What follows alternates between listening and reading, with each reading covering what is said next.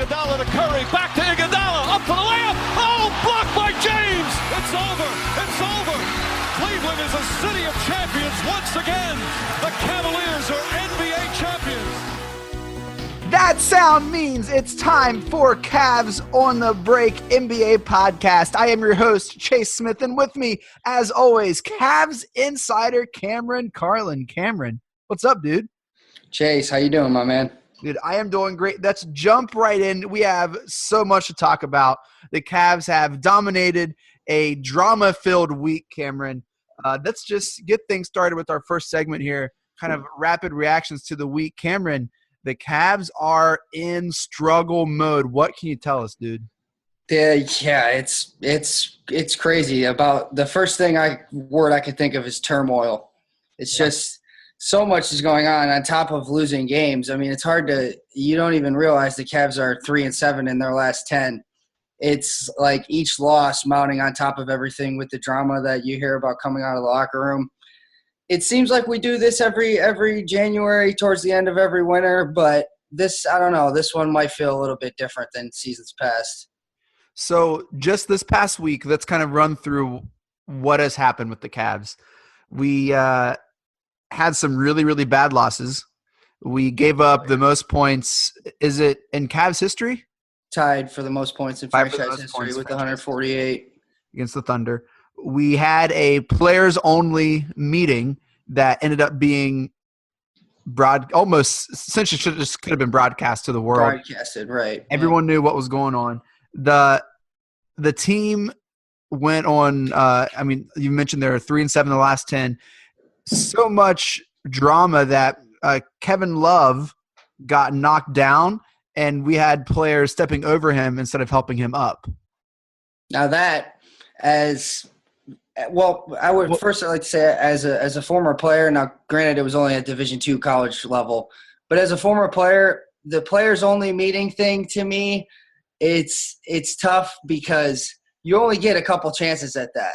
Sure. You can do it once and it's serious, then you do it the second time and it's okay, we need to hammer this home and get the message. Then when you start doing 3-4 players only meetings, it just becomes redundant. Nobody's really listening still at that point, and the message you're trying to convey just never gets across. So they got to be careful with all of that because it could lead, as we've seen people say in the news, it could lead to worse than better.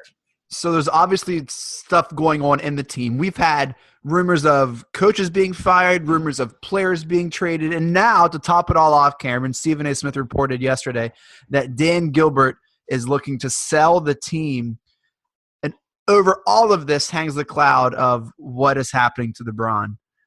It's Cameron, funny because the Cavs.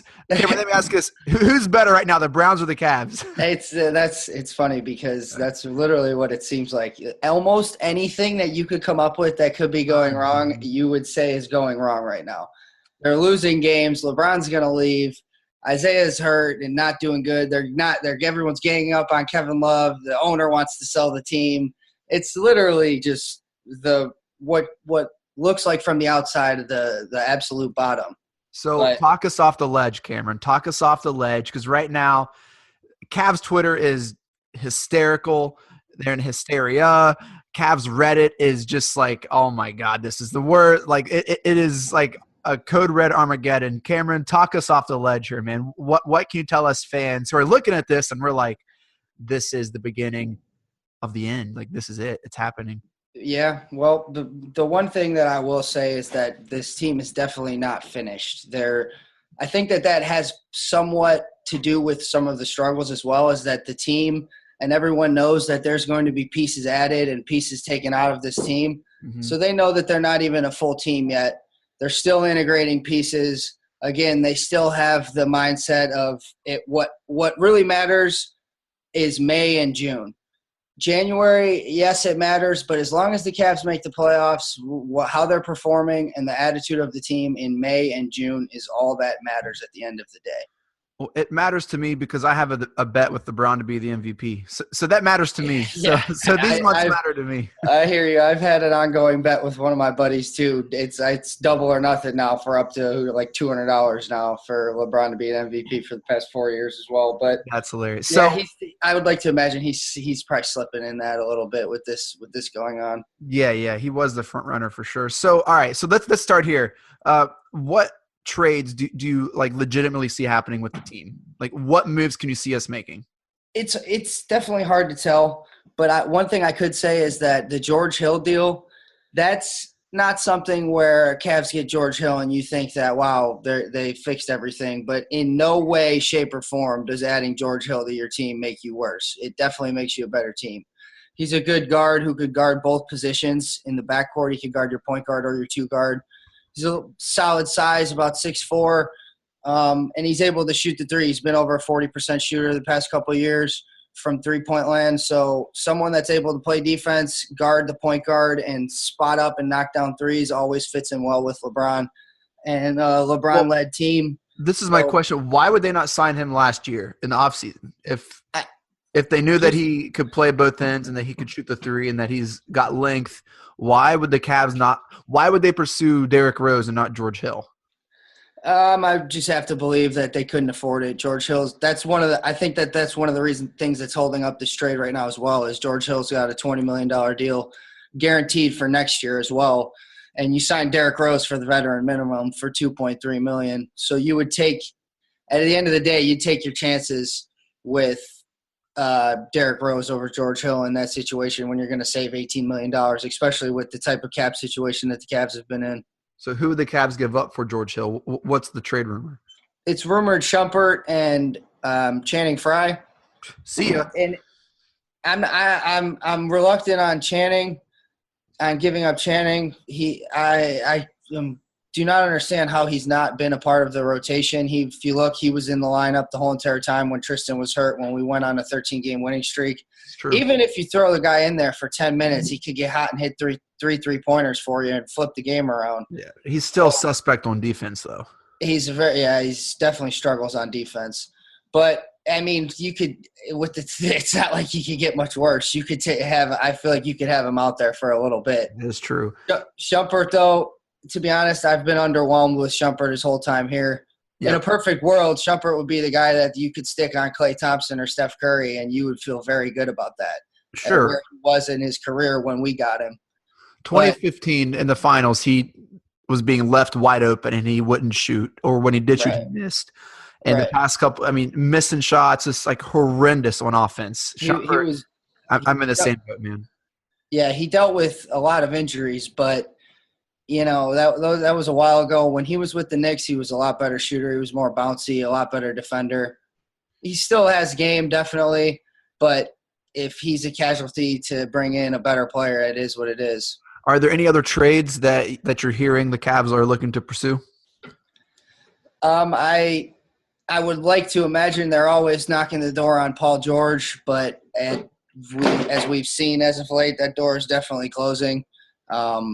With Russell Westbrook endorsing him big time, calling out the media, calling out everybody for him not being an all-star, which I agree he should be an all-star too. He's probably one of the best two-way players we have in this game. He's leading the league in steals and averaging 21 a game next to Russell Westbrook. Being able to do that and the way he plays defense, the guy's got to be an all-star. Pretty upset he's not a Cavalier as well. Sure. So do you see Ty Lue finishing the season with the Cavs? We're just like running through these, man. Yeah, I'm gonna be honest with you. I do see him saying because a couple wins does a lot for you, and if the Cavs got the Pacers and the Pistons coming up, both home games. Even if the Cavs win 2 games in a row, it just calms everything down. And that will allow them to get new pieces in. Then they'll give them time to integrate new pieces, and I think that he'll be able to outlast that because we should be winning some games here soon. Yeah. So, all right, I want 2 names, Cameron. I want one player you can see the Cavs targeting and one coach that you can see the Cavs targeting after we lose these next 2. After we lose these next 2, I like that. Well, Chase, honestly, I feel like there's 2 options here. If the Cavs do decide to use the Brooklyn pick, Oh, you're okay. going to be able to get an all-star caliber player, maybe even a player to go along with that. You can get DeAndre Jordan for something like that. You maybe throw in Tristan Thompson and get Lou Williams in that trade as well. I would definitely that would be something to consider for sure. But if the Cavs decide against using the Brooklyn pick, then you're going to end up getting someone like George Hill, maybe another player like that. And there's a lot of players like that become available around the deadline, especially for teams, younger teams like the Kings, for example, just trying to get rid of some of their contracts and let their younger players play. Yeah, players on like the Magic, the Bulls, right? The Mavericks are really looking Dallas, to start tanking. Yeah. Cool. All right, so do you have a name for a coach? I got to go with David Fizdale from Memphis, just because of the association with LeBron, along with Mark Jackson as well. Also, those guys have been defensive emphasized coaches. Mark Jackson's always had a connection with LeBron and Rich Paul through he's his agent. So gotcha. There's always going to be something there. All right, so Cameron, LeBron has a lot of power in the Cavs organization. Absolutely. It's hard not to give him some, though. Sure, but with the recent rumor that Gilbert's looking to sell, why do you think that is? Do you think Gilbert is looking to sell because he knows that right now the Cavs are valued more than they ever will because Gilbert knows he's leaving? Or is Gilbert looking to sell? So, okay, here's my hot take. Here's my silver lining Cleveland optimistic take. LeBron is duping everybody. LeBron is in for the long con. LeBron is tanking right now to make everyone think he's leaving so he can buy the Cavs from Gilbert. Let's go. That would be amazing. Yeah, I know, right? Honestly, I think that he's just a great businessman. And at any time, if say somebody's offering them, say he knows that the value is the highest that it is, and he bought the Cavs for, I'm not exactly sure of this number, but say he bought the Cavs for $300 or $400 million. The Cavs are worth $1.5 billion right now. Yeah. If he could get out on that with that much money, then for him, that's definitely was a good investment. But I would love to believe that your theory is 100% true, that LeBron becomes the owner. Is that possible? Can you be the owner player? Sure. All right. So in 2005, Gilbert bought the Cavs for $375 million. Wow. And okay, so if you invested $375 in something and someone offered you $1,500 for it, it'd be hard for you to say no. Yeah, I mean, that's true. But also, it seems like he loves being in the spotlight. He loves having his name thrown out there, and he loves going to the draft, like all that. So, optic-wise, looking at this, it doesn't. He's a very committed owner, though. You gotta give him that. You very easily can make the narrative that Gilbert is selling because LeBron is leaving. It's a harsh realization that I've been over the past. I know the first episode we did this, I said there's no way he's leaving. Over the past couple of weeks, I would be lying to you if I said that percentage didn't creep up in my head. Yep, this is the bleakest I've felt about the team, the bleakest I felt about LeBron staying in Cleveland, and honestly, man, has me worried for the Cavs' future. Right now, what percentage do you have LeBron staying in Cleveland right now? Man, I can't believe I'm even going to say this.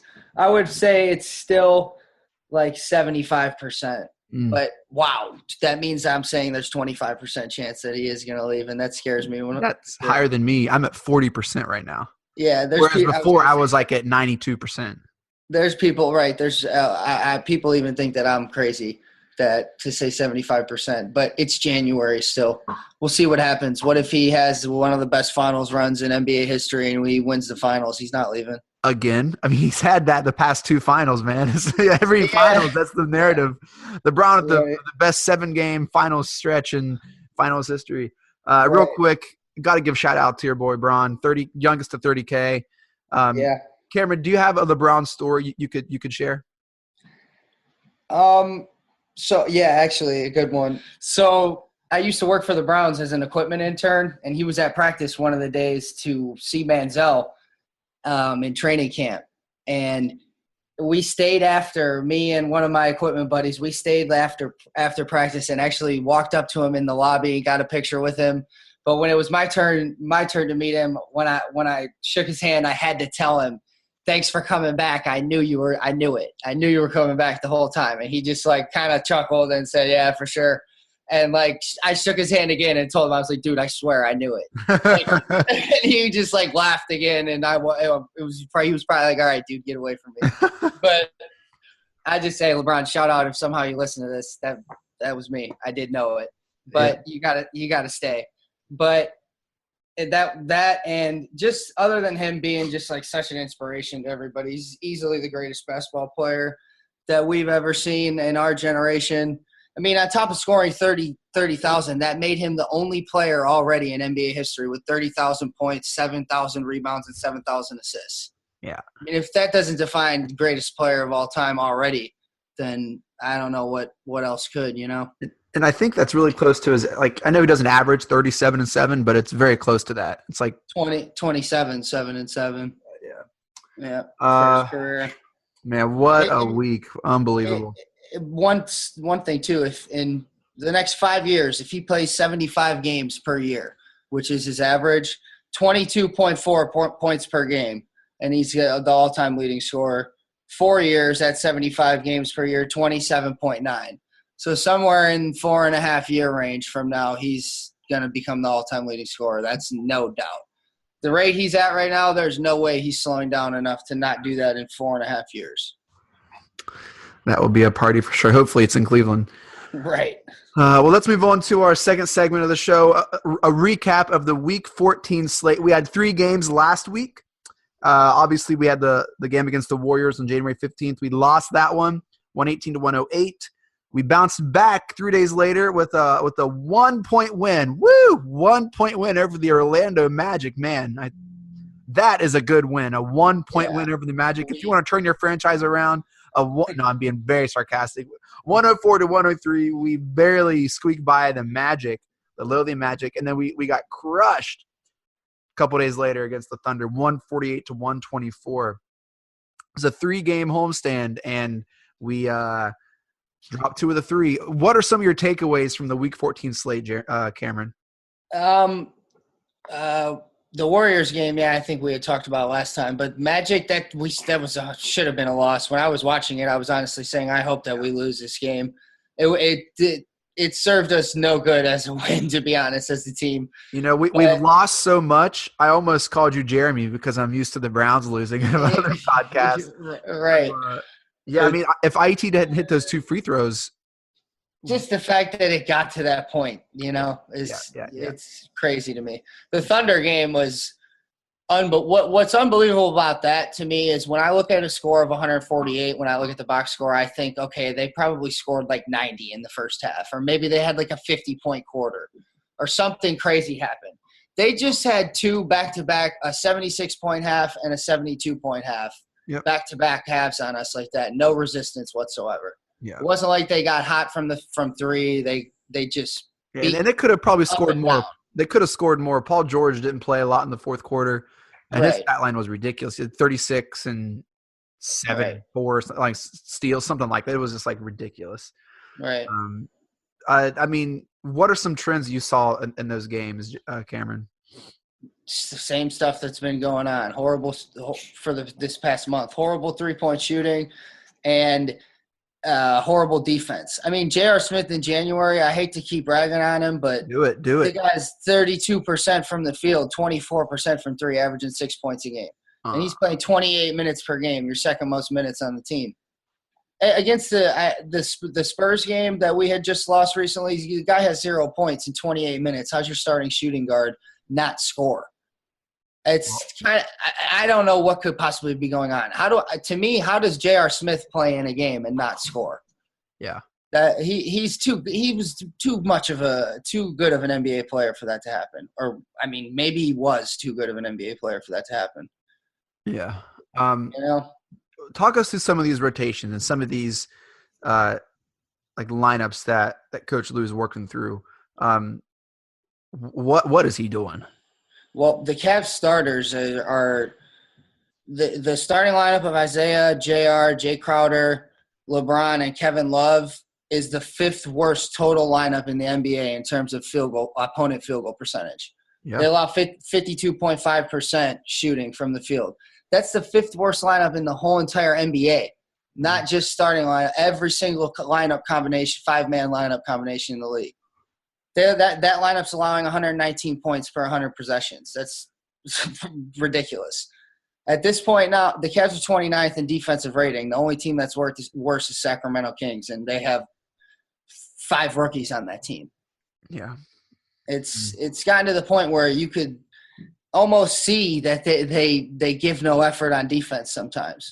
So what is the biggest difference, Cameron, between the 13-game win streak and this slump that we're in? Like, is it the fact that we are playing D Rose and Tristan? I mean, those are just at face value the biggest. We're healthier. IT's playing, but I mean, are those really huge wrinkles?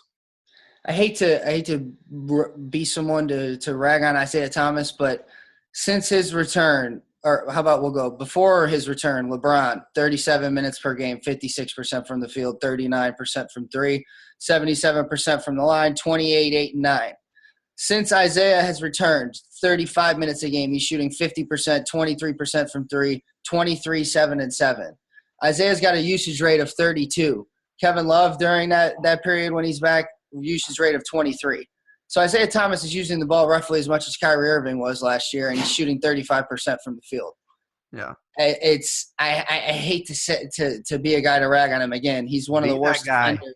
He's one of the worst defenders in the NBA. There's no hiding that. But you can't be that bad on defense, hold the ball that much, shoot that bad from the field. The guy's just got to play better. I know he's just coming back too, but he's got to play better. Jay Crowder, again, got to play better. JR, you guys, they got to play better. That's really what it comes down to is the players that you're counting on, they got to play. Well, I'll say this about Jay Crowder. Last year when the Cavs played the Celtics in the playoffs and we were leaving him wide open, I wanted him to shoot. Every time Jay Crowder shot the ball last year, I thought, oh, that's a win for the Cavs. And the fact that he's on our team now, I'm not a big Jay Crowder fan. I'm not a big you just see my tweet earlier. I said that this will tell you how I feel about Todd Haley. I said Todd Haley is the Jay Crowder of the NFL. Yeah. Well, hopefully they both, in your opinion, can turn it around for our sake. Yeah, because I don't know either. He's struggling. I would not be hesitant to include him in some sort of package if we could get someone better back. That's for sure. We really tough week 14. Going into our final segment, week 15 slate. We have 3 games again this week, Cameron. We've already played one. We dropped to the Quailess, the Manu-less Spurs. Just let me repeat that again. Pau Gasol-less. Quailess, Paulus, and Manu-less Spurs. 114-102 in San Antonio. That was on Tuesday. We play on Friday. The Pacers come to the Q, and on Sunday the Pistons come to Cleveland. Cameron, if we lose these next 2, is Ty Lue gone? I said it joking earlier, but with the firing of Jason Kidd, I mean, something has to be done. That will reach a boiling point. Yeah, I would assume so. However, I don't think that will be the case. So let's just hope not, because we don't want it to get that bad. A win against the Pacers is a good game on a Friday night. Pacers at home, they're a playoff team. They got an all-star Victor Oladipo. Cavs should be able to take care of them at home. These aren't easy games. The Pacers always play us tough, no matter where that is. And the Pistons, man, I mean, I feel like the Pistons are made to play the Cavs really tough. They're grit and grind on defense, and they are incredibly efficient on offense. And so, honestly, man, I have a really bleak outlook. I think the Pacers are playing harder, and so I think that gives them an advantage. I think the Pistons play incredible defense, and the fact that they're not having players meetings and stepping over guys and they get knocked down, I would say something has to be done. I'm not looking forward to these next couple games. I think they need to get Kevin Love way more involved. How's the guy shoot only 8 shots again against the Spurs? The guy is 10 and 12. What is that game if he shoots 18 shots? He's going to have like 30 and 12. You got to give the guy the ball. We will see. So, Cameron, what are some of your final thoughts, man? They need to get a couple solid wins under their belt. They're going through adversity together. It's anytime you're in a sport that can build you or it can break you. Yeah. So they need to let it build them. You go through the adversity, you win a couple tough games together, and it makes you even stronger. So I think they just need to once these trades come through, if and when, they need to really stick their head down, get to the grind, and get some wins. Yeah. You can follow us on Twitter at Cavs on the Break. If you can send us an email, podcast at CavsOnTheBreak.com. You can follow Cameron. Cameron, where can we follow you at? At Cameron Carlin. And you can follow me on Twitter at the Chase Smith. Cameron, you have a great weekend. Yeah, you too, man. Mike Breed, take us out. Congratulations, Cleveland. Your decades-long wait is finally over. The Cavaliers are NBA champions.